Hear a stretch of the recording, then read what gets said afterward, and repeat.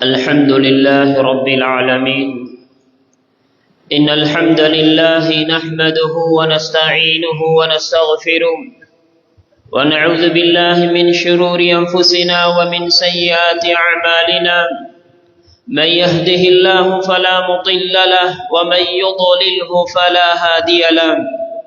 أشهد أن لا إله إلا الله وحده لا شريك له وأشهد أن محمدا عبده ورسوله. يا أيها الذين آمنوا اتقوا الله حق تقاته ولا تموتن إلا وأنتم مسلمون. يا أيها الناس اتقوا ربكم الذي خلقكم من نفس واحدة وخلق منها زوجها وبث منهما رجالا كثيرا ونساء. واتقوا الله الذي تساءلون به والأرحام إن الله كان عليكم رقيبا. يا أيها الذين آمنوا اتقوا الله وقولوا قولا سديدا يصلح لكم أعمالكم ويغفر لكم ذنوبكم ومن يطع الله ورسوله فقد فاز فوزا عظيما. أما بعد فإن أصدق الحديث كتاب الله وخير الهدي هدي محمد صلى الله عليه وسلم وشر الأمور محدثاتها وكل محدثة بدعة وكل بدعة ضلالة وكل ضلالة في النار.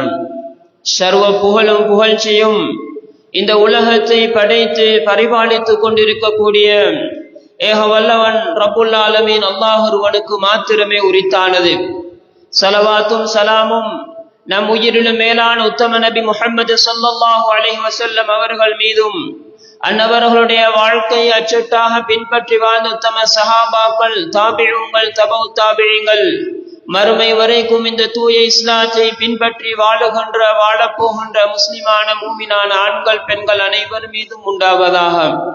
அல்லாஹு தஆலா கடமையாக்கி இருக்கக்கூடிய புனிதமான ஜும்மாவுடைய கடமையை நிறைவேற்றுவதற்காக வேண்டி தூய்மையான எண்ணத்துடன் அல்லாஹுடைய பள்ளியிலே ஒன்று சேர்ந்திருக்கக்கூடிய நண்பு இஸ்லாமிய சகோதரர்களே, அல்லாஹுடைய நல்லடியார்களே, அல்லாஹும் அல்லாஹுடைய தூதர் ஸல்லல்லாஹு அலைஹி வஸல்லம் அவர்களும் நமக்கு என்னென்ன விடயங்களை ஏவிருக்கிறார்களோ வழிகாட்டி இருக்கிறார்களோ அந்த விடயங்களை நம்முடைய வாழ்க்கையில் இயன்ற அளவு எல்லா விடயங்களிலும் எடுத்து நடந்தும் என்னென்ன விடயங்களில் நம்மை தடுத்திருக்கிறார்களோ விலக்கி இருக்கிறார்களோ அந்த அத்துணை அம்சங்களையும் விட்டு விலகி அல்லாஹ்வை பயந்து இறையச்சத்துடன் தக்வாவுடன் நம்முடைய வாழ்க்கையை அமைத்துக் கொள்வோமாக.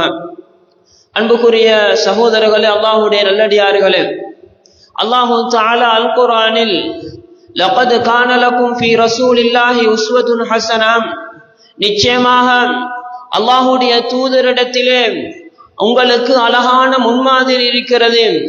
யாருக்கு?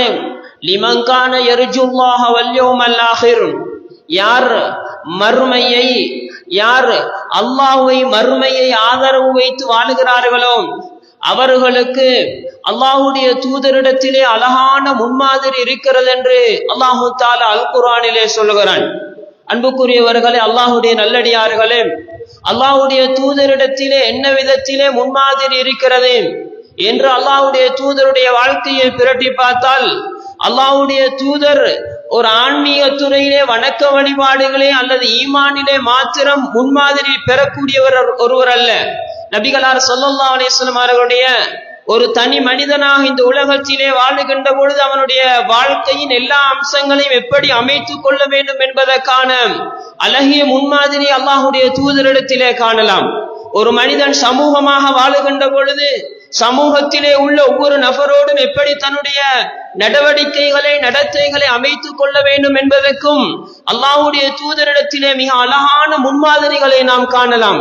ஒரு குடும்பத்தின் தலைவனாக அல்லது ஒரு கணவனாக அல்லது இன்னும் பல சமூகத்தின் பல நிலைகளிலும் இருந்து ஒருவன் தன்னுடைய நடத்தைகளை செயற்பாடுகளை தன்னுடைய விவகாரங்களை எப்படி அமைத்துக் கொள்ள வேண்டும் என்பதற்கு அல்லாஹ்வுடைய தூதரிடத்திலே இருக்கின்ற அளவுக்கு நாம் யாருடைய வாழ்க்கையிலும் முன்மாதிரியை காண முடியாது.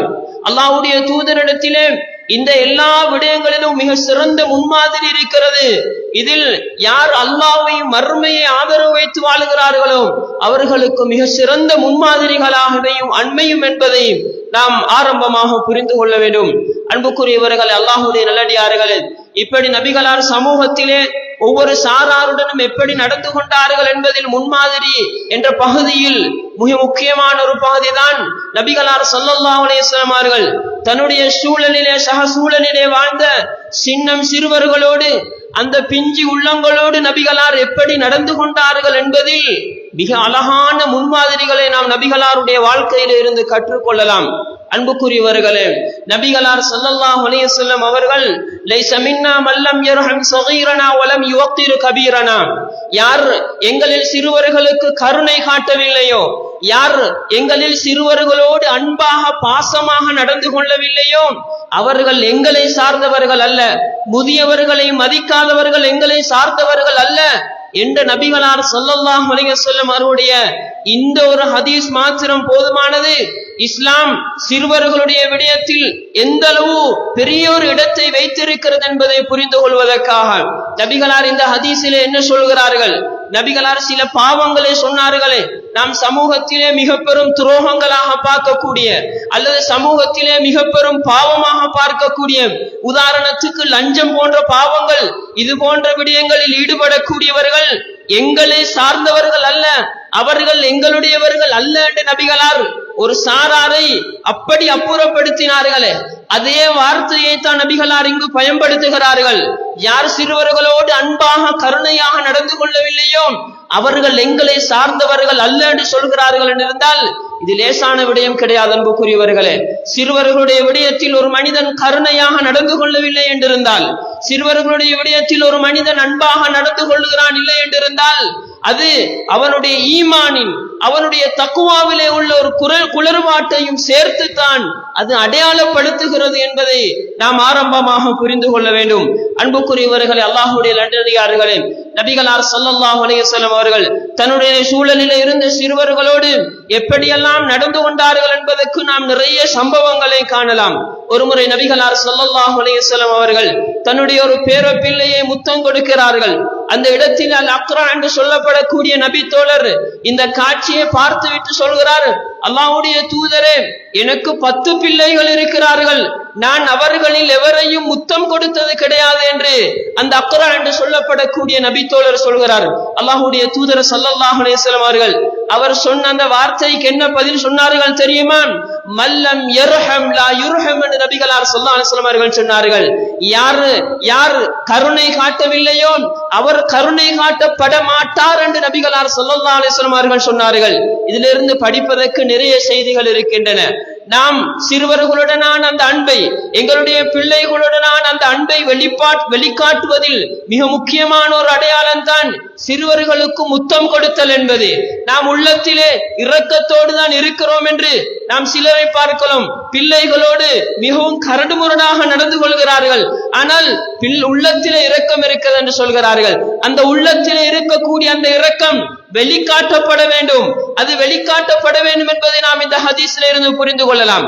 இந்த நபி தோழர் அந்த இடத்திலே சொல்லவில்லை, நான் என்னுடைய பிள்ளைகளோடு இரக்கம் இல்லை என்று சொல்லவில்லை. அந்த நபி தோழர் சொன்ன வார்த்தை என்ன? நாம் முத்தம் கொடுத்தது கிடையாது என்று தான் சொன்னார்கள். அல்லாஹ்வுடைய தூதர் என்ன சொன்னார்கள்? இப்படி இரக்கம் காட்டாதவர்கள் இரக்கம் காட்டப்பட மாட்டார் என்று அந்த நபி தோழருக்கு நபிகளார் அந்த இடத்திலே பாடமளிக்கிறார்கள் என்ற அந்த செய்தியை நாங்கள் பார்க்கிறோம். அன்புக்குரியவர்களே, அல்லாஹ்வுடைய நல்லடியார்களே, சிறுவர்களுடைய விடயத்தில் நபிகளாருடைய இந்த அழகான முன்மாதிரியை நாம் படித்துக் கொள்ள வேண்டும். நபிகளார் எந்த அளவுக்கு தன்னுடைய சூழலில் இருந்து சிறுவர்களோடு அன்பு பாராட்டினார்கள் தெரியுமா? ஒரு நபி தோழர் சொல்கிறார், நபிகளார் ஸல்லல்லாஹு அலைஹி வஸல்லம் அவர்களுடைய கையை யாராவது அங்கு வரக்கூடிய சின்ன பிள்ளைகள் அவர்களுடைய கையை பிடித்து கொண்டு அங்கும் இங்கும் அலைந்து திரிவார்கள் என்றிருந்தால் அந்த பிள்ளைகள் போய் வரக்கூடிய இடங்களுக்கெல்லாம் நபிகளார் மதீனாவின் அந்த பாதைகளில் அப்படியே அலைந்து திரிந்து கொண்டிருப்பார்கள். ஒரு பிள்ளை ஆசையோடு அன்போடு இரக்கத்தோடு தன்னுடைய கையை பிடித்து கொண்டு அங்கும் இங்கும் அலைந்து திரிகிறது. நபிகளார் அந்த உணர்வை மதித்து போகின்ற இடமெல்லாம் போய் வருவார்கள் என்று நபிகளாருடைய இந்த அழகான முன்மாதிரியை நாம் நபிகளாரிடத்திலே இருந்து புரிந்து கொள்ளலாம். அன்புக்குரியவர்களே, நபிகளார் ஸல்லல்லாஹு அலைஹி வஸல்லம் அவர்கள் தன்னுடைய சூழலிலே வாழ்ந்த சிறுவர்களோடு எப்படியெல்லாம் நடந்து கொண்டார்கள். மதீனாவிலே அன்சாரி நபி தோழர்கள் விளையாடக்கூடிய அந்த சின்ன சிறுவர்கள் விளையாடக்கூடிய அந்த இடங்களுக்கு போய் நபிகளார் அவர்களுக்கு சலாம் சொல்லி அவர்களுடைய தலையை தடாவி அவர்களோடு அன்பாக இரக்கமாக பேசுவார்கள் என்ற செய்தியை நாம் நபிகளார் ஸல்லல்லாஹு அலைஹி வஸல்லம் அவர்களிடத்தில் இருக்கக்கூடிய அழகான முன்மாதிரிகளில் படித்துக் கொள்ளலாம். அந்த அளவுக்கு சிறுவர்கள் சமூகத்திலே நம்முடைய சூழலிலே வாழக்கூடிய அந்த சிறுவர்கள் இருக்கக்கூடிய இடங்களுக்கு போய் நாம் அவர்களோடு அன்பு பாராட்டுவது, அவர்களோடு இரக்கம் காட்டுவது, அவர்களுக்காக சலாம் சொல்லுவது என்ற அந்த நடைமுறையை நபிகளார் அந்த அளவுக்கு பிள்ளைகளோடு நடந்திருக்கிறார்கள் என்ற அந்த செய்தியை நாங்கள் பார்க்கிறோம். அதே போன்று அன்புக்குரியவர்கள், அல்லாஹ்வுடைய நல்லடியார்களே, நபிகளார் ஸல்லல்லாஹு அலைஹி வஸல்லம் அவர்கள் தன்னுடைய மஜ்லிஸுக்கு வந்து போகக்கூடிய அந்த சிறுவர்களோடு எந்த அளவுக்கு அன்பாக, எந்த அளவுக்கு பரிகாசமாக, எந்த அளவுக்கு அவர்களோடு நடந்து கொள்வார்கள் என்பதற்கும் நாம் பல சான்றுகளை பார்க்கலாம். உதாரணமாக நபிகளார் ஸல்லல்லாஹு அலைஹி வஸல்லம் அவருடைய சூழலில் இருந்த ஒரு நபி தோழர், ஒரு சிறிய பிள்ளை, அவருடைய ஒரு பறவை இறந்து விட்டது. நபிகளாருடைய மஜ்லிஸுக்கு போய் வந்து போகின்ற வருகின்ற தருணங்களில் நபிகளார் அதனை ஞாபகப்படுத்தி அவர்களோடு பரிகாசமாக பேசுவார்கள் என்ற அந்த செய்தியையும் நாம் நபிகளாருடைய முன்மாதிரியிலே கற்றுக்கொள்ளலாம். அதே போன்று நபிகளார் ஸல்லல்லாஹு அலைஹி வஸல்லம் அவர்கள் தன்னுடைய மஜ்லிஸுக்கு வந்து போகக்கூடிய அந்த சின்னம் சிறுவர்களுக்கு நபிகளார் செல்ல பெயர்களை கொண்டு நபிகளார் அன்பாக அழைத்து பேசுவார்கள் என்ற செய்திகளை நாம் நபிகளாருடைய வாழ்க்கையில் இருந்து கற்றுக்கொள்ள முடியுமாக இருக்கிறது. இப்படித்தான் நபிகளார் ஸல்லல்லாஹு அலைஹி வஸல்லம் அவர்கள் தன்னுடைய சூழலில் இருந்த அந்த சிறுவர்களுக்கு அன்பை கொட்டினார்கள், அன்பை வாரி வழங்கினார்கள். அந்த பிள்ளைகளுடைய உள்ளத்திலே நபிகளார் பெரியோரு இடத்தை பெற்றிருந்தார்கள். ஏன் நபிகளார் தன்னுடைய சமூகத்திலே வாழ்ந்த அனைவரிடமும் அப்படி ஒரு இடத்தை தானே பெற்றிருந்தார்கள். சாம்பிகளாருடைய குணத்தை பற்றி சஹாபாக்கள் என்ன சொல்கிறார்கள்? நபிகளார் ஸல்லல்லாஹு அலைஹி வஸல்லம் அவருடைய மஜ்லிஸிலே இருக்கக்கூடிய ஒவ்வொரு நபித்தோழரும் நினைப்பது என்ன தெரியுமா? அல்லாஹ்வுடைய தூதர் என்னுடன் தான் மிகவும் இரக்கமானவர் என்று ஒவ்வொருவரும் நினைக்கின்ற அளவுக்கு நபிகளார் அந்த அளவுக்கு சமூகத்திலே வாழக்கூடியவர்களோடு இரக்கமாக, அன்பாக, கனிவாக நபிகளார் நடந்திருக்கிறார்கள் என்பதை நாங்கள் பார்க்கிறோம். அப்படி சமூகத்திலே உள்ள அத்தனை பேருக்கும் அந்த அளவு அன்பு பாராட்டினார்கள் என்றிருந்தால் நபிகளார் சிறுவர்களோடு எந்த அளவு அன்பு பாராட்டி இருப்பார்கள், எந்த அளவுக்கு அவர்களுடன் அன்பாக நடந்திருப்பார்கள் என்பதற்கு நாம் நிறைய செய்திகளை காண முடியுமாக இருக்கிறது. நபிகளார் ஸல்லல்லாஹு அலைஹி வஸல்லம் அவருடைய காலத்திலே இருந்த ஒரு நடைமுறை தான், சில சஹாபா பெண்மணிகள் தம்முடைய பிள்ளைகளை நபிகளாரிடத்திலே ஒப்படைத்து விட்டு சென்றார்கள். என்ன நோக்கம் தெரியுமா? நபிகளாருக்கு பணிவிடை செய்வதற்காக, நபிகளாருக்கு பணிவிடைகள் செய்வதற்காக சில நபித்தோழிகள் தம்முடைய பிள்ளைகளை நபிகளாரிடத்திலே ஒப்படைத்து விட்டு போனார்கள். அப்படி சில சின்ன சஹாபாக்களை நாங்கள் காணலாம். அதிலே ஒருவர் தான் அனஸ் ரலியல்லாஹு அன்ஹு. அனஸ் ரலியல்லாஹு அன்ஹு அவர்கள் சொல்கிறார்கள், நான் 10 வயதாக இருக்கின்ற பொழுது நபிகளார் ஸல்லல்லாஹு அலைஹி வஸல்லம் அவர்களிடத்திலே என்னுடைய தாய் என்னை ஒப்படைத்து விட்டு சென்றார்கள். கிட்டத்தட்ட 10 வருடங்கள் நான் நபிகளாருக்கு பணிவிடை செய்திருக்கிறேன். எத்தனை வருடங்கள்? கிட்டத்தட்ட 10 வருடங்கள் நான் நபிகளாருக்கு பணிவிடை செய்திருக்கிறேன். நான் சிறுவனாக இருந்து கொண்டு நபிகளாருக்கு பணிவிடை செய்த காலத்திலே நபிகளார் ஸல்லல்லாஹு அலைஹி வஸல்லம் அவர்கள் ஒரு நாள் கூட எனக்கு ஏசினது கிடையாது, ஒரு நாள் கூட எனக்கு ஏசினது கிடையாது. உஃப் என்ற வார்த்தையை, ஷீ என்ற வார்த்தையை ஒரு நாளும் நபிகளார் எனக்கு பிரயோகித்தது கிடையாது. நான் ஏதாவது ஒன்றை செய்ததற்காக ஏன் செய்தீர்கள் அனஸ் என்று ஒரு நாளும் என்னிடத்திலே கேட்டது கிடையாது. ஏன் இதனை செய்யவில்லை அனஸ் என்று ஒரு நாளும் நபிகளார் என்னிடத்திலே கேட்டது கிடையாது என்று அனஸ் ரலியல்லாஹு அன்ஹு அவர்கள் சொல்கிறார்கள்.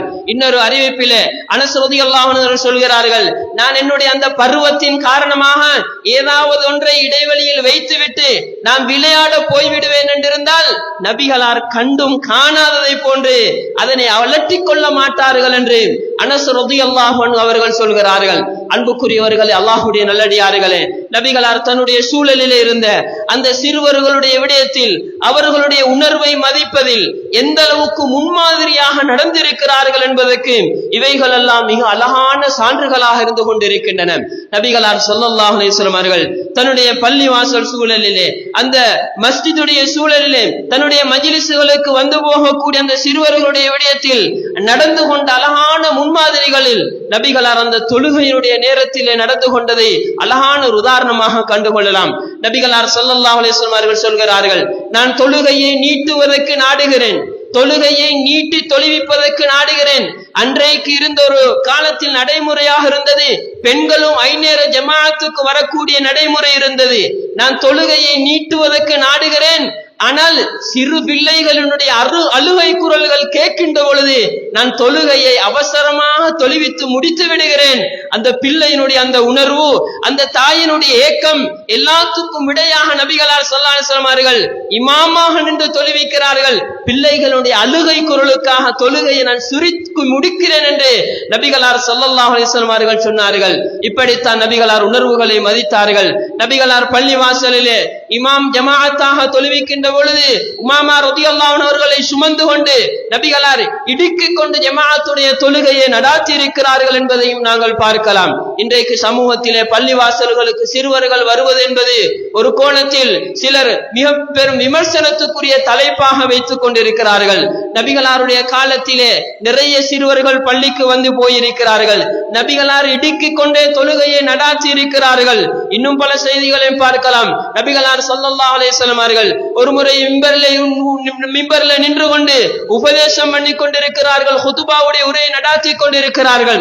அந்த இடத்திலே தன்னுடைய பேரப்பிள்ளை ஹசன் ரலியல்லாஹு அன்ஹு அவர்கள் அங்கும் இங்கும் அலைந்து கொண்டு திரிகிறார்கள். நபிகளார் ஸல்லல்லாஹு அலைஹி வஸல்லம் அவர்கள் அப்படியே மிம்பர்ல இருந்து இறங்கி வந்து ஹசன் ரலியல்லாஹு அன்ஹு அவர்களை தூக்கி கொண்டு வந்து நபிகளார் இடுக்கிக் கொண்டு மிம்பரில் இருந்து கொண்டு சில செய்திகளை சொன்னார்கள். எதிர்காலத்திலே நடக்க இருக்கின்ற சில செய்திகள், குறிப்பாக ஹசன் ரலியல்லாஹு அன்ஹு அவர்களுக்கு இருக்கின்ற சில சிறப்புகளை நபிகளார் மிம்பரில் இருந்து சொன்னார்கள் என்ற அந்த செய்திகளை நாங்கள் பார்க்கிறோம். இப்படித்தான் நபிகளார் உணர்வுகளை மறித்தார்கள். இன்னொரு மிக அழகான உதாரணம் இருக்கிறது. நபிகளார் ஸல்லல்லாஹு அலைஹி வஸல்லம் அவர்கள் சில சந்தர்ப்பங்களில் பள்ளிவாசலுக்கு வருகின்ற பொழுது தன்னுடைய பேரப்பிள்ளைகளை பக்கத்திலே வைத்து விட்டு தொழுகையை நடாத்துவார்கள். ஒருமுறை நபிகளார் ஸல்லல்லாஹு அலைஹி வஸல்லம் அவர்கள் இமாமாக நின்று கொண்டு ஜமாஅத்துடைய தொழுகையை தொழுவிக்கிறார்கள். ஒரு பேரப்பிள்ளையை பக்கத்திலே வைத்து விட்டு தொழுகிறார்கள். திடீரென்று நபிகளாருடைய ஒரு சுஜூத் நன்றாகவே நீண்டு விட்டது, மிகவும் நீண்டு விட்டது. சஹாபாக்களுக்கே யோசனையாகிவிட்டது, என்ன நடந்தது என்று. நபிகளாருடைய சுஜூத் அவ்வளவு ஒரு சுஜூத் மிகவும் நீண்டு விட்டது. தொழுகை முடிந்ததன் பின்னர் சஹாபாக்கள் நபிகளாரோடு கதைத்துக் கொண்டிருக்கின்ற பொழுது சொன்னார்கள், நாங்கள் நினைத்தோம் உங்களுக்கு அந்த சுஜூதிலே ஏதாவது வஹி வந்திருக்கலாம், ஜிப்ரீல் அலைஹிஸ்ஸலாம் வந்திருக்கலாம், வஹி வந்திருக்கலாம் என்று நாங்கள் நினைத்தோம் என்று சில சஹாபாக்கள் சொன்ன பொழுது நபிகளார் ஸல்லல்லாஹு அலைஹி வஸல்லம் அவர்கள் சொன்னார்கள், அப்படி ஒன்றும் இல்லை, அப்படி ஒன்றும் இல்லை. நான் அந்த சுஜூதுக்கு சென்ற சந்தர்ப்பத்திலே என்னுடைய பேரப்பிள்ளை என்னுடைய முதுகை ஏறி பயணிக்கும் தளமாக எடுத்துக்கொண்டான். அவன் விளையாட்டாக ஏறி பயணிக்க கூடிய ஒரு இடமாக என்னுடைய முதுகை எடுத்துக்கொண்டான். அவன் அவனுடைய பாட்டில் அவனுடைய தேவைகளை எல்லாம் நிறைவு செய்து முடிக்கும் வரையில் நான் அப்படியே சுஜூதிலேயே நின்று கொண்டேன் என்று நபிகளார் ஸல்லல்லாஹு அலைஹி வஸல்லம் அவர்கள் சொல்கிறார்கள் என்றிருந்தால் எந்த அளவுக்கு சிறுவர்களுடைய உணர்வுகள் மதிக்கப்பட வேண்டும், அந்த பிஞ்சு உள்ளங்கள் நொந்து போக கூடாது என்பதில் நபிகளாருடைய அழகான முன்மாதிரிகள் இங்கு நமக்கு பாடமாக இல்லையா அன்புக்குரியவர்களே? நபிகளார் ஸல்லல்லாஹு அலைஹி வஸல்லம் அவருடைய இந்த சம்பவத்திலிருந்து நாம் பல செய்திகளை புரிந்து கொள்ளலாம்.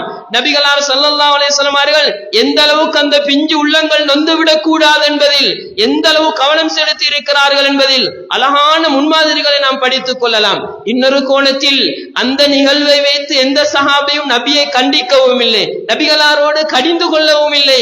நபிகளார் ஸல்லல்லாஹு அலைஹி வஸல்லம் அவர்கள் சஹாபாக்களுக்கும் சேர்த்து அங்கு பாடமாக சொல்கிறார்கள், சிறுவர்களுடைய உணர்வுகள் மதிக்கப்படுவதில், அவர்களுடைய உள்ளங்கள் பாதிக்கப்படாமல் நடந்து கொள்வதில் அழகான முன்மாதிரியாக சிறந்த ஒரு பாடமாக நபிகளார் ஸல்லல்லாஹு அலைஹி வஸல்லம் அவர்கள் அங்கு கற்றுக் கொடுக்கிறார்கள்.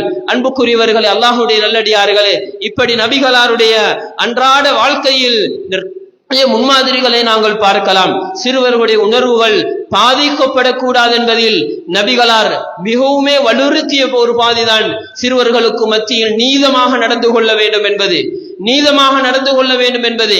அங்கு நீதி தவறப்படுகின்ற பொழுது அதனால் வருகின்ற பாதிப்புகள் பயங்கரமானது. நபிகளார் ஸல்லல்லாஹு அலைஹி வஸல்லம் காலத்திலே ஒரு நபித்தோழர் தன்னுடைய ஒரு பிள்ளைக்காக ஒரு சொத்தை ஒதுக்கிறார். அந்த சந்தர்ப்பத்தில் அந்த மனைவி சொல்கிறார், அல்லாஹ்வுடைய தூதர் இதற்கு சாட்சியாக வைக்கும் வரை நான் இதனை அங்கீகரிக்க மாட்டேன். அல்லாஹ்வுடைய தூதரிடத்திலே போகிறார்கள். நபிகளார் அந்த நபித்தோழரிடத்தில் கேட்கிறார்கள், இதே மாதிரி உங்களுடைய அடுத்த பிள்ளைகளுக்குமா? இல்லை, அப்படி என்றால் நான் அநியாயத்துக்கு சாட்சி நிற்க மாட்டேன் என்று நபிகளார் ஸல்லல்லாஹு அலைஹி வஸல்லம் அவர்கள் சொன்னார்கள். சிறுவர்களுடைய உணர்வுகள் பாதிக்கப்படாமல் இருப்பதில் நபிகளாருடைய இந்த செய்திகள் இன்னும் பல செய்திகளில் இருந்து அவர்கள் நபிகளார் எப்படி நடந்திருக்கிறார்கள் என்பதை நாங்கள் புரிந்து கொள்ளலாம். அதே போன்று அன்புக்குரியவர்கள், அல்லாஹ்வுடைய நல்லடியார்களே, நாம் சிறுவர்களோடு நடந்து கொள்ளக்கூடிய முறைகளில் நபிகளாரிடத்தில் இருந்து நாம் படிக்கக்கூடிய இன்னொரு பாடம் என்ன தெரியுமா? அந்த சிறுவர்கள் ஏமாற்றப்படக்கூடாது, அவர்களுக்கு அநீதி இழைக்கப்படக்கூடாது, அவர்களிடத்தில் பொய் சொல்லப்படக்கூடாது என்பது மிக முக்கியமான ஒரு பகுதி. நாம் சமூகத்திலே நிறைய பார்க்கிறோம், சிறுவர்கள் ஏமாற்றப்படுகிறார்கள், சிறுவர்கள் நிறைய ஏமாற்றப்படுகிறார்கள். நபிகளார் ஸல்லல்லாஹு அலைஹி வஸல்லம் காலத்திலே ஒரு பெண்மணி தன்னுடைய ஒரு பிள்ளையை அழைக்கிறார்கள். நபிகளார் ஸல்லல்லாஹு அலைஹி வஸல்லம் முன்னிலையில் நபிகளார் அவதானித்துக் கொண்டிருக்கிறார்கள். ஒரு பிள்ளையை அழைக்கிறார்கள், வாருங்கள் உங்களுக்கு நான் இன்னது தருகிறேன் என்று ஒரு வாக்குறுதியோடு அழைக்கிறார்கள். அப்படி வாக்குறுதியோடு அழைத்த அந்த தாய் தன்னுடைய பிள்ளைக்கு வாக்கு கொடுத்தபடி அதனை கொடுத்து விட்டார்கள். நபிகளார் இந்த காட்சியை அவதானித்து விட்டு சொன்னார்கள், நீங்கள் வாக்கு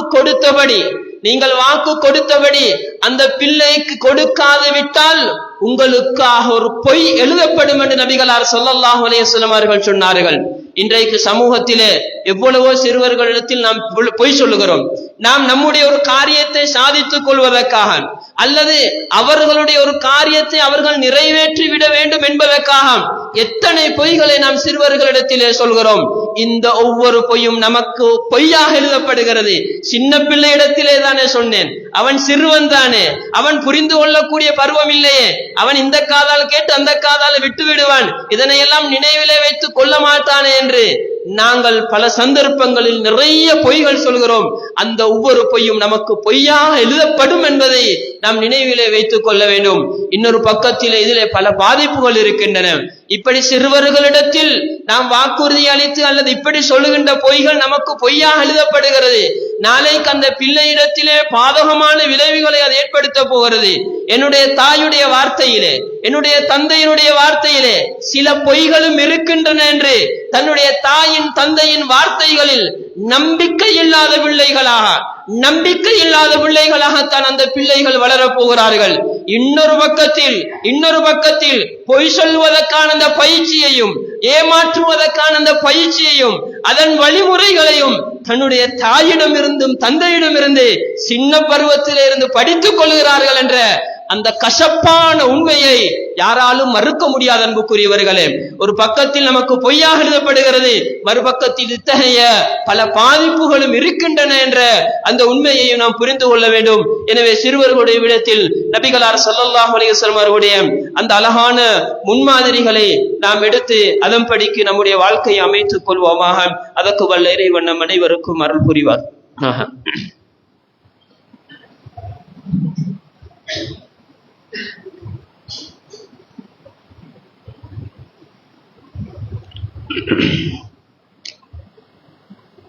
அல்ஹம்துலில்லாஹ் ரப்பில் ஆலமீன் வஸ்ஸலாத்து வஸ்ஸலாமு அலா ரசூலில்லாஹ் வ அலா ஆலிஹி வ ஸஹ்பிஹி அஜ்மஈன். அன்புக்குரிய சகோதரர்களே, அல்லாஹ்வுடைய நல்லடியார்களே, நபிகளார் ஸல்லல்லாஹு அலைஹி வஸல்லம் அவர்கள் தன்னுடைய சக சூழலிலே இருந்த சிறுவர்களோடு எப்படி நடந்து கொண்டார்கள், அவர்களுடைய உணர்வுகள் மதிக்கப்படுவதில், அந்த உள்ளங்கள் நொந்து போகாமல் இருப்பதில் நபிகளாருடைய நடத்தைகள், செயற்பாடுகள், முன்மாதிரிகள் எப்படியெல்லாம் இருந்தன என்ற பல செய்திகளை நாங்கள் பார்த்தோம். அதே போன்று நாம் நம்முடைய சூழலிலே இருக்கக்கூடிய அந்த சிறுவர்களோடு, அது நாம் பெற்றெடுத்த பிள்ளைகளாக இருக்கலாம், அல்லது நம்முடைய குடும்ப ஒரு பிள்ளையாக இருக்கலாம், நம்முடைய உறவின் ஒரு பிள்ளையாக இருக்கலாம், அல்லது நம்முடைய அண்டை அயலவர்களாக அக்கம் பக்கத்தில் வாழக்கூடிய பிள்ளைகளாக இருக்கலாம், அல்லது நாம் மாணவர்களாக பெற்றிருக்கக்கூடிய பிள்ளைகளாக இருக்கலாம், அல்லது நாம் இப்படி சமூகத்தில் அங்கும் இங்கும் நாம் காணக்கூடிய ஒவ்வொரு பிள்ளைகளுடைய விடயத்திலும் நாம் எப்படி நடந்து கொள்ள வேண்டும் என்பதில் இன்னும் பல முன்மாதிரிகளை நபிகளாரிடத்திலே கண்டுகொள்ள முடியும். நபிகளார் ஸல்லல்லாஹு அலைஹி வஸல்லம் அவர்கள் சிறுவர்களுக்கு உபதேசம் பண்ணுவார்கள். அந்த சிறுவர்களுக்கு நல்ல நடத்தைகளை கற்றுக் கொடுப்பார்கள். அந்த சிறு பருவத்திலே வளர்ந்து வரக்கூடிய அந்த பருவத்திலேயே அந்த உள்ளத்திலே ஆழமான ஈமானை, ஆழமான அல்லாஹ்வை பற்றிய நம்பிக்கையை ஆழமாக விதைக்கக்கூடியவர்களாக இருந்தார்கள் என்பதற்கும் நாம் பல செய்திகளை நபிகளாருடைய வாழ்க்கையில் இருந்து கண்டுகொள்ளலாம். மிக பிரபலமான ஒரு செய்திதான், நபிகளார் ஸல்லல்லாஹு அலைஹி வஸல்லம் அவர்கள் சின்ன பருவத்திலே இருந்த இப்னு அப்பாஸ் ரலியல்லாஹு அன்ஹு அவர்களை தன்னுடைய வாகனத்தில் பின்னால் வைத்துக் கொண்டு சில உபதேசங்களை பண்ணினார்கள். மிக பிரபலமான செய்தி, இஹ்ஃபதில்லாஹ யஹ்ஃபதுக இஹ்ஃபதில்லாஹ தஜிதுஹு துஜாஹக, நீ அல்லாஹ்வை பாதுகாத்துக்கொள், அல்லாஹ்வுடைய ஏவல் விலக்கல்கள் விடயத்தில் நீ பேணி பாதுகாப்பாக நடந்து கொள், அல்லாஹ் உன்னை பாதுகாப்பான். அல்லாஹ் உன்னை பாதுகாப்பான். அல்லாஹ்வுடைய ஏவல் விலக்கல்கள், அல்லாஹ்வுடைய கட்டளைகள் விடயத்தில் நீ பேணி பாதுகாப்பாக நடந்து கொள், அல்லாஹ்வுடைய உதவிகளை நீ உன் கண் முன்னே கண்டுகொள்வாய் என்று நபிகளார் இப்படி தொடராக பல செய்திகளை அந்த நபித்தோழருக்கு, அந்த சின்ன பிள்ளையினுடைய உள்ளத்திலே விதைத்தார்கள். தொடர்ந்து நபிகளார் ஸல்லல்லாஹு அலைஹி வஸல்லம் அவர்கள் சொன்னார்கள், வஅலம் அன்னல் உம்ம லவ் இஜ்தமஅத் அலா அன் யன்ஃபஉக பிஷைஇன் லம் யன்ஃபஉக இல்லா பிஷைஇன் கத் கதபஹு அல்லாஹு லக. திருவனே, அறிந்து கொள், இந்த உலகத்திலே உள்ள அனைவரும் ஒன்று சேருகிறார்கள். எதற்காக ஒன்று சேர்கிறார்கள்? உனக்கு ஒரு நலவை செய்வதற்காக ஒன்று சேர்கிறார்கள். ஆனால் அப்படி ஒன்று நடக்க வேண்டும் என்று, நடக்கும் என்று அல்லாஹ் தஆலா எழுதி இல்லை என்றிருந்தால் அவர்கள் ஒன்று சேர்ந்தாலும் அதனை செய்ய முடியாது. பிள்ளையே, இந்த உலகத்திலே உள்ள அனைவரும் ஒன்று சேர்ந்து உனக்கு ஒரு தீங்கை செய்வதற்கு முயற்சி பண்ணுகிறார்கள். ஆனால் அப்படி ஒரு தீங்கு நடக்கும் என்று அல்லாஹ் தஆலா எழுதி இல்லை என்றிருந்தால் அவர்களால் எந்த ஒரு தீங்கையும் செய்ய முடியாது என்று நபிகளார் அந்த பிள்ளையினுடைய உள்ளத்திலே, வளர்ந்து வரக்கூடிய அந்த பிஞ்சு உள்ளத்திலே நபிகளார் ஆழமான ஈமானை, அல்லாஹ்வை பற்றிய நம்பிக்கையை, அல்லாஹ்வுடைய கலா கதிரை பற்றிய நம்பிக்கையை ஆழமாக விதைக்கிறார்கள். அன்புக்குரியவர்களே, நாம் நம்முடைய சூழலிலே வளர்ந்து வரக்கூடிய அந்த பிள்ளைகளுடைய உள்ளங்களிலே ஈமானை சரியாக விதைக்க வேண்டும்.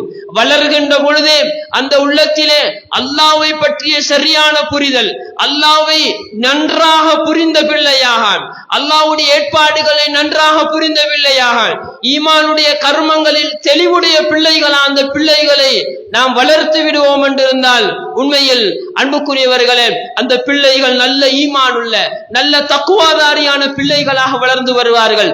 வளர்கின்ற பருவத்தில் அதனை கொடுக்க வேண்டும். நாம் பிள்ளைகளுக்கு என்னென்ன கல்வியெல்லாம் கொடுத்திருக்கிறோம், கொடுக்காத கல்விகள் இல்லை. அந்த பிள்ளைக்கு கல்வி போய் சேர வேண்டும் என்பதற்காக உலகத்தினுடைய விடயங்கள், சின்ன பருவத்திலே எத்தனை விடயங்கள் இலங்கையில உள்ளதா, அல்லது வேறு உலக நாடுகளில உள்ள விடயங்களா, அல்லது வானத்திலே உள்ள விடயங்களா, எத்தனை தகவல்கள் அந்த பிள்ளைகளுடைய உள்ளத்திலே இருக்கிறது. அல்லாஹ்வை பற்றி அந்த பிள்ளைக்கு 4 வாசகங்கள் சொல்ல முடியுமா? 10 வாசகங்கள் சொல்ல முடியுமா? அந்த பிள்ளையுடைய உள்ளத்திலே அல்லாஹ்வை பற்றி நாம் கற்றுக் கொடுக்கவில்லை. அல்லாஹ்வுடைய அஸ்மா சிபாத்துகளை பற்றி கற்றுக் கொடுக்கவில்லை. அல்லாஹ்வுடைய குதிரத்தை பற்றி நாம் அந்த பிள்ளைகளுக்கு கற்றுக் கொடுக்கவில்லை. அன்புக்குரியவர்களே, இதில் நாங்கள் பிழை செய்வோம் என்றிருந்தால் இந்த பாரதூரம் நமக்கும் பிள்ளைகளுக்கும் சேர்த்தியாக மறுமையில் தான் அனுபவிக்க போகிறோம். இந்த கல்வி நமக்கு பொறுப்பான கல்வி என்பதை நாங்கள் புரிந்து கொள்ள வேண்டும். அன்புக்குரியவர்களே, அல்லாஹ்வுடைய நல்லடியார்களே, நாம் நம்முடைய சூழலிலே வளரக்கூடிய அந்த பிள்ளைகளுக்கு நல்ல நடத்தைகளை, சிறந்த நாகரிகங்களை, நல்ல பண்பாடுகளை சொல்லி அந்த பிள்ளைகளை வளர்க்க வேண்டும். நபிகளாருடைய முன்மாதிரியில் இதனையும் நாம் கண்டுகொள்ளலாம். மிக பிரபலமான ஒரு செய்திதான், நபிகளார் ஸல்லல்லாஹு அலைஹி வஸல்லம் அவர்களோடு ஒன்றாக உட்கார்ந்து சாப்பிட்டுக் கொண்டிருக்கிறார் ஒரு சிறிய ஒரு நபித்தோழர். அவருடைய கை அங்கும் இங்கும் அலைந்து திரிகிறது. நபிகளார் அந்த பிள்ளையை இரக்கமாக அழைத்து சொன்னார்கள், பிள்ளையே, சம்மில்லா வகுல் பியமீனிக் வகுல் மிம்மா யலிக், நீ அல்லாஹ்வுடைய பேரை சொல்லி சாப்பிடு பிள்ளையே. அல்லாஹ் உன்னுடைய வலது கையினால் சாப்பிடு, உனக்கு முன்னால் உள்ளதை சாப்பிடு என்று நபிகளார் அழகாக கற்றுக் கொடுத்தார்கள் என்பதை நாம் அடிக்கடி கேள்விப்படுகிறோமே. இந்த செய்தி இன்னும் பல செய்திகளிலிருந்து நாம் புரிந்து கொள்ளலாம். நாம் நம்முடைய சூழலிலே வளர்ந்து வரக்கூடிய அந்த சிறுவர்களை நல்ல பண்பாடுள்ள பிள்ளைகளாக, நல்ல ஒழுக்க விழுமியங்கள் உள்ள பிள்ளைகளாக வளர்த்தெடுப்பதில் நாம் ஒவ்வொருவரும் பங்காளிகளாக இருக்க வேண்டும். நாம் நம்முடைய சூழலிலே, நம்முடைய அண்டை அயலவர்களுடைய சூழலாக இருக்கலாம், அல்லது குடும்ப சூழலாக இருக்கலாம், யாராவதுடைய நடத்தையிலே குறைபாடு இருக்கிறதா, பிழையான நடத்தைகளை கொண்டவர்களாக இருக்கிறார்களாம், நாம் அந்த பிள்ளைகளை இரக்கமாக அழைத்து, அன்பாக அழைத்து, நாம் இந்த நல்ல நடத்தைகளை அவர்களுக்கு கற்றுக் கொடுப்போம் என்றிருந்தால் அது எவ்வளவோ நல்ல காரியம். அன்புக்குரியவர்களே, நாம் இன்றைக்கு சமூகத்திலே சிலரை பார்க்கிறோமே, யாராவது பிழையாக நடக்கின்ற பொழுது, யாராவது பிழையான நடத்தைகளை கொண்டவர்களாக இருக்கின்ற பொழுது நாம் அவர்களை ஏசுகிறோம், அவர்களுடைய பெற்றோர்களை குறை சொல்கிறோம், யாரு பத்த பிள்ளை என்று பேசிக் கொள்கிறோம். அன்புக்குரியவர்கள், அல்லாஹுடைய நல்லடியார்களே, நாம் அப்படி பார்ப்பது நபிகளாருடைய முன்மாதிரி அல்ல. நபிகளார் சமூகத்திலே இருக்கக்கூடிய அந்த சிறுவர்கள் பிழையான நடத்தைகள் அவர்களிடத்திலே காணப்படுகின்ற பொழுது நபிகளார் அன்பாக இரக்கமாக அந்த பிள்ளைகளுக்கு நல்லதை காட்டிக் கொடுத்தார்களே. அன்புக்குரியவர்களே, அந்த பிள்ளைக்கு வீட்டினுடைய சூழலிலே தன்னுடைய தாயினுடைய வார்த்தை அல்லது தன்னுடைய தந்தையினுடைய வார்த்தை தாக்கம் செலுத்தாத அளவுக்கு வீதியிலே இருந்து கொண்டு நாங்கள் அந்த பிள்ளைக்கு சொல்லுகின்ற வார்த்தை, நாம் அவர்களோடு கனிவாக சொன்ன வார்த்தை அந்த பிள்ளைகளுடைய உள்ளத்திலே மாற்றத்தை ஏற்படுத்தி, திருத்தத்தை ஏற்படுத்தி அந்த பிள்ளைக்கு ஒரு சுபீட்சமான ஈருலக வாழ்க்கை கிடைக்கும் என்றிருந்தால் எவ்வளவு பெரிய பாக்கியம். அன்புக்குரியவர்களே, நாம் நபிகளாருடைய முன்மாதிரி இதனை படித்துக் கொள்ள வேண்டும். நம்முடைய சூழலிலே வாழக்கூடிய அந்த பிள்ளைகளுக்கு நல்ல நடத்தைகளை, நல்ல பண்பாடுகளை கற்றுக் கொடுத்து அவர்களை நல்ல ஒழுக்க விழுமியம் உள்ள சிறந்த சமுதாயமாக நாம் அவர்களை மாற்றி எடுக்கலாம் என்ற அந்த செய்தியை நாம் படித்துக் கொள்ள வேண்டும். அன்புக்குரியவர்களே, அல்லாஹுடைய நல்லடியார்களே, சிறுவர்களுடைய விடயத்தில் அன்பாக நடக்க வேண்டும், கருணையாக நடக்க வேண்டும், அவர்களுக்கு அதிகம் அன்பு பாராட்ட வேண்டும் என்பது நபிகளாருடைய அழகிய முன்மாதிரிகளில் இருக்கிறது. ஆனால் இதிலே இன்னொரு பகுதியை நாம் விளங்கெடுத்து விடக் கூடாது. மறுபக்கத்தில் சிறுவர்கள் எந்த காரணத்துக்காகவும் தண்டிக்கப்படக்கூடாது என்ற அப்படி ஒரு அர்த்தம் கிடையாது. நபிகளார் ஸல்லல்லாஹு அலைஹி வஸல்லம் அவர்கள் சொன்னார்கள், உங்களுடைய பிள்ளைகள் 7 வயதை அடைந்தால் அவர்களுக்கு தொழுகையை ஏவுங்கள், 10 வயதாகினால் தொழாத பொழுது அந்த பிள்ளைகளுக்காக அடியுங்கள் என்ற செய்தி நபிகளார் ஸல்லல்லாஹு அலைஹி வஸல்லம் அவர்கள் சொன்னார்கள். அல்லாஹ்வுடைய ஏவல் விளக்கல்களுக்கு கட்டுப்பட்டு நடக்கின்ற அந்த பிள்ளையாக அந்த பிள்ளையை மாற்றி எடுக்க வேண்டிய அமானிதம் ஒவ்வொரு பெற்றோருக்கும் இருக்கிறது. யாருக்கெல்லாம் அல்லாஹு தஆலா பிள்ளை என்ற நேமத்தை, அல்லாஹு தஆலா பிள்ளை என்ற நேமத்தை யாருக்கெல்லாம் கொடுத்து இருக்கிறானோ அவர்களெல்லாம் மிகப்பெரிய ஒரு அமானிதத்தை சுமந்திருக்கிறார்கள். அந்த பிள்ளையை ஈமான் உள்ள பிள்ளையாக, அந்த பிள்ளையை தக்வா உள்ள பிள்ளையாக, அந்த பிள்ளையை அல்லாஹ்வுடைய ஏவல் விளக்கலுக்கு கட்டுப்பட்டு நடக்கக்கூடிய பிள்ளையாக வளர்த்தெடுக்க வேண்டிய அமானிதமும் சேர்த்து இருக்கிறது என்று ஒவ்வொரு பெற்றோரும் தம்முடைய உள்ளத்திலே ஆழமாக தம்முடைய நினைவிலே வைத்துக் கொள்ள வேண்டும். அன்புக்குரியவர்களே, எனவே அந்த பிள்ளைகள் அல்லாஹ்வுடைய ஏவல் விளக்கல்கள் விடயத்தில் பிழையாக நடக்கின்ற பொழுது அவர்களை திருத்தி எடுக்கின்ற அளவுக்கு, போதுமான அளவுக்கு நாம் அவர்களை அடித்தாவது திருத்துவதற்கு இஸ்லாம் அனுமதி அளித்திருக்கிறது என்ற அந்த விடயத்தை நான் நினைவிலே வைத்துக் கொள்ள வேண்டும். பிள்ளைகளை எத்தனையோ விடயங்களையே திருத்துகிறோம், எத்தனையோ விடயங்களுக்காக நாம் கண்டிக்கிறோம். உலக விவகாரத்தின் பல விடயங்களுக்காக, ஏன் ஒரு வகுப்புக்கு போகவில்லை என்பதற்காக கூட கண்டிக்கிறோம். ஆனால் பிள்ளை தொழவில்லை என்பதை விசாரித்திருக்கிறோமா? பிள்ளை தொழவில்லை என்பதற்காக நாம் கண்டித்திருக்கிறோமா? ஏன் சொல்லுவதை கேட்பதில்லை என்று அந்த பிள்ளை அடித்தாவது தொலை வைக்கும் வேண்டும் அல்லவா? இது ஒன்றும் கரடு முரணானது அல்ல. இதுவும் அன்பின் ஒரு அடையாளம். அன்புக்குரியவர்களே, இதுவும் பிள்ளைகளுடன் அன்பின் ஒரு வெளிக்காட்டல். அன்புக்குரியவர்களே, அந்த பிள்ளை இந்த உலகத்திலே வாழுகின்ற பொழுது தொழாத பிள்ளையாக, அல்லாஹ்வுடைய ஏவல் விளக்கல்களுக்கு கட்டுப்பட்டு நடக்காத பிள்ளையாக இருந்தால் நாம் பெற்றெடுத்த அந்த பிள்ளை நாளைக்கு மறுமையின் நரகின் எரிகொள்ளியாக மாறிவிடக் கூடாது அல்லவா? அந்த பிள்ளை நரகத்தின் எரிகொள்ளியாக மாறிவிடக் கூடாது அல்லவா? அதிலே இருந்து தப்ப வைப்பதற்காக இந்த உலகத்தில் அந்த பிள்ளைக்கு ஒரு நோவுதல் வந்தால் என்ன அன்புக்குரியவர்களே, நாம் அதிலே இருந்து தப்ப வைத்து நாம் இந்த உலகத்தில் அவர்களை திருத்தி தொழக்கூடிய பிள்ளையாக, நரக நரகத்துக்கு தகுதியுடைய பிள்ளையாக மாறிவிடாமல் இருப்பதற்கு நாம் நம்முடைய பொறுப்பை செய்ய வேண்டுமே. அந்த விதத்தில் இஸ்லாம் நமக்கு இதிலே அனுமதி அளித்திருக்கிறது என்பதை நாம் மறந்துவிடக் கூடாது. நாம் சிறுவர்களுக்காக நம்முடைய சூழலில் இருக்கக்கூடிய அந்த சிறுவர்களுக்காக நாம் பிரார்த்திக்க வேண்டும். அவர்கள் தப்பு செய்கின்ற பொழுது அவர்களுக்காக பிரார்த்திக்க வேண்டும். சலஃபுகளுடைய நடைமுறையில காணலாம், பிள்ளைகள் தவறு செய்கின்ற பொழுது எடுத்த வார்த்தைக்கு பிள்ளையை திட்டுவதும் பிள்ளையோடு கடிந்து கொள்வதும் கிடையாது. ஆரம்பமாக அந்த பிள்ளைக்காக துவா கேட்பது, உனக்கு அல்லாஹ் பரக்கத்து செய்வானாக, உனக்கு அல்லாஹ் ரஹ்மத்து செய்வானாக. ஒரு அழகான துவாவை கொண்டு நாம் அந்த பிள்ளை ஆரம்பிப்போம் என்றிருந்தால் அது எவ்வளவு நல்ல ஒரு வாழ்க்கை அந்த பிள்ளைக்கு எடுத்துக் கொடுக்க போகிறது. மாற்றமாக நாம் பிள்ளையை திட்டி பிள்ளையை பதுவா செய்வதை போன்ற வார்த்தையை நாம் பயன்படுத்துவோமாக இருந்தால், குறிப்பாக பெற்றோர்களாக இருக்கக்கூடியவர்கள் பயன்படுத்துகின்ற பொழுது அது கபூல் செய்யப்படுமாக இருந்தால் அந்த பிள்ளையினுடைய எதிர்காலம் என்ன கதி? அன்புக்குரியவர்களே, அந்த பிள்ளையை நாங்கள் காரணமுரடாக அவர்களை பதுவா செய்வதை போன்ற வார்த்தையை பயன்படுத்தி அவர்களுடைய எதிர்காலத்தை பாழாக்கின்ற அந்த விடயத்தில் நாம் ஈடுபடக்கூடாது. நாம் அவர்களை அன்பான முறையில் அவர்களுக்கான அந்த உபதேசங்களை வழங்க வேண்டும், அவர்களுக்காக பிரார்த்திக்க வேண்டும். நபிகளார் ஸல்லல்லாஹு அலைஹி வஸல்லம் அவர்கள் தன்னுடைய சூழலில் இருந்த அந்த சிறுவர்களுக்காக பிரார்த்தித்தார்கள். அவர்களுக்கு முன்னிலையிலேயே அந்த பிள்ளைகளுக்காக துவா கேட்டார்கள். இப்னு அப்பாஸ் ரலியல்லாஹு அன்ஹு அவர்கள் நபிகளார் ஸல்லல்லாஹு அலைஹி வஸல்லம் அவர்கள் அல் குர்ஆனுடைய விளக்கம் கிடைக்க வேண்டும் என்று அந்த பிள்ளைக்காக துவா கேட்டார்கள். இப்படி நபிகளார் நிறைய பிள்ளைகளுக்காக துவா கேட்டிருக்கிறார்கள். ஏற்கனவே சொன்ன அந்த அனஸ் ரலியல்லாஹு அன்ஹு அவர்கள் சிறுவராக இருக்கிறார்கள். அந்த சிறு பருவத்திலே அவர் தொழில் செய்வதற்கு ஆரம்பித்திருக்கவில்லை, அவர் கல்யாணம் முடித்திருக்கவில்லை, திருமணம் முடித்திருக்கவில்லை. அந்த சிறுவனாக இருந்த அனஸ் ரலியல்லாஹு அன்ஹு அவர்களுக்கு கேட்ட துஆவை அவர்கள் சொல்கிறார்கள், அல்லாஹும்ம அக்ஸிர் மாலஹு, யா அல்லாஹ் இந்த அனஸுடைய சொத்து செல்வங்களை அதிகப்படுத்தி கொடுப்பாயாக, இந்த பிள்ளையுடைய சொத்து செல்வங்களை நீ அதிகப்படுத்தி கொடுப்பாயாக. வலதஹு, யா அல்லாஹ் இந்த அனஸுக்கு நிறைய பிள்ளை குட்டிகளை கொடுப்பாயாக. அன்றைக்கு திருமணம் கூட முடித்திருக்கவில்லை. அந்த பிள்ளையுடைய எதிர்காலத்துக்காக நபிகளார் துஆ கேட்கிறார்கள். வாத்தில் உம்ரஹு, அவருடைய வாழ்நாளை நீடித்து விடுவாயாக, அவருக்கு நீ சுவர்க்கத்தை கொடுத்து விடுவாயாக என்று நபிகளார் அந்த பிள்ளைக்காக துஆ கேட்டார்கள். நாம் நம்முடைய சூழலில் இருக்கக்கூடிய நம்முடைய பிள்ளைகளாக இருக்கலாம் அல்லது இன்னும் பல பிள்ளைகளாக இருக்கலாம், நாம் அவர்களுக்காக துஆ கேட்க வேண்டும், அவர்களுடைய எதிர்காலத்துக்காக துஆ கேட்க வேண்டும். நாம் அப்படி கேட்கின்ற பொழுது அது அல்லாஹ்விடத்தில் கபூல் செய்யப்படுமாக இருந்தால் அது இவ்வளவு பெரிய நல்ல காரியமாக அமைய போகிறது. ஏன், நாம் நம்முடைய பிள்ளைகளுக்கு சொல்லுகின்ற சலாம் கூட மிகப்பெரிய துஆ. நாம் நம்முடைய பிள்ளைகளுக்கு சொல்லுகின்ற சலாம் கூட மிகப்பெரிய துஆ.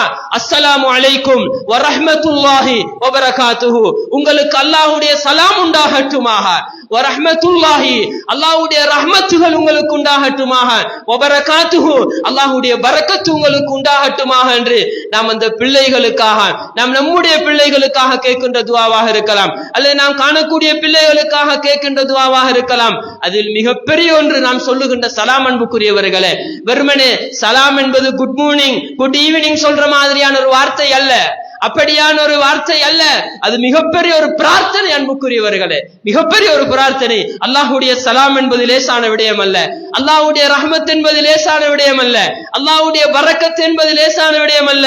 ஆழமான அர்த்தங்களை, ஆழமான உள்ளடக்கங்களை உள்ளடக்கியதுதான் நாம் சொல்லுகின்ற இந்த சலாமாக இருந்து கொண்டிருக்கிறது. எனவே நாம் நம்முடைய பிள்ளைகளுக்கு வீட்டுக்கு போகின்ற சந்தர்ப்பத்தில் அல்லது அங்கும் இங்கும் நாம் காணுகின்ற சந்தர்ப்பங்களில் எல்லாம் நாங்கள் சொல்லுகின்ற சலாமை உளப்பூர்வமாக மனப்பூர்வமாக சொல்ல வேண்டும். வெறுமனே ஒரு சம்பிரதாயமாக சடங்காக சொல்லுவதை போன்றல்லாமல் நாம் உளப்பூர்வமாக சொல்வோம் என்றிருந்தால் அதுவும் அவர்களுக்கு மிக பெரும் பாக்கியத்தை பெற்று தரக்கூடியதாக இருக்கும் என்பதை நாம் நபிகளாருடைய நடைமுறையிலும் பார்க்கலாம். ஏற்கனவே சொன்னதை போன்ற நபிகளார் சின்ன சஹாபாக்கள் அன்சாரி நபித்தோழர்கள் விளையாடக்கூடிய அந்த இடங்களுக்கெல்லாம் போய் அவர்களுக்கு சலாம் சொல்லி அவர்களுடைய இரக்கமாக பேசுவார்கள் என்றதிலும் நாம் இதனை படித்துக் கொள்ளலாம். எனவே அன்புக்குரியவர்கள், அல்லாஹ்வுடைய நல்லடியார்களே, நாம் நபிகளாரிடத்தில் இருக்கக்கூடிய இந்த அழகான முன்மாதிரிகளை நாம் படித்துக் கொள்ள வேண்டும். எல்லா விடயங்களிலும் இந்த உலக விவகாரத்தின், சமூக விவகாரத்தின் என்று எல்லா விடயங்களிலும் மிக சிறந்த முன்னோடி நபிகளார் ஸல்லல்லாஹு அலைஹி வஸல்லம் அவர்கள். நாம் பல கலைகளிலும் பல துறைகளிலும் ஒவ்வொரு உளவியலாக இருக்கலாம் அல்லது சிறுவர் உளவியலாக இருக்கலாம், ஒவ்வொருவரும் முன்னுதாரணமாக காட்டப்படுகிறார்கள். நபிகளார் மறைக்கப்பட்டிருக்கிறார்கள். நபிகளாரிடத்தில் தான் அல்லாஹு தாலா அல்லாஹ்வை மறுமையை ஈமான் கொண்டவர்களுக்கு அழகான முன்மாதிரிகள் இருக்கிறது என்று சொல்கிறானே. சிறுவர்களுடைய விடயத்தில் இன்னும் பல விடயங்களில் நான் எப்படி என்னுடைய நடத்தி அமைத்துக் கொள்ள வேண்டும், அதற்கான அழகான முன்மாதிரி எங்கே இருக்கிறது? நபிகளாருடைய சுன்னாவை தேடி படித்து அதன்படி நம்முடைய வாழ்க்கையை சிறந்த அமைப்பில் அமைத்துக் கொள்வோமாக. அதற்கு வல்ல இறைவன் நம் அனைவருக்கும் அருள் புரிவானாக. நம் அனைவருடைய பாவங்களையும் மன்னித்து, நம் பெற்றோர்கள், நம்முடைய உஸ்தாத்மார்கள், நம் குடும்பத்தார் அனைவருடைய பாவங்களையும் மன்னித்து அல்லாஹ் மேலான ஜன்னத்துல் ஃபிர்தௌஸிலே நம் அனைவரையும் ஒன்று சேர்ப்பானாக. எங்கெல்லாம் முஸ்லிம்கள் கஷ்டப்பட்டு கொண்டிருக்கிறார்களோ அவர்களுக்கு விடிவையும் விமோசனத்தையும் வெற்றியையும் கொடுப்பாயாக. வாஹிரு தஅவானா அல்ஹம்துலில்லாஹி ரப்பில் ஆலமீன்.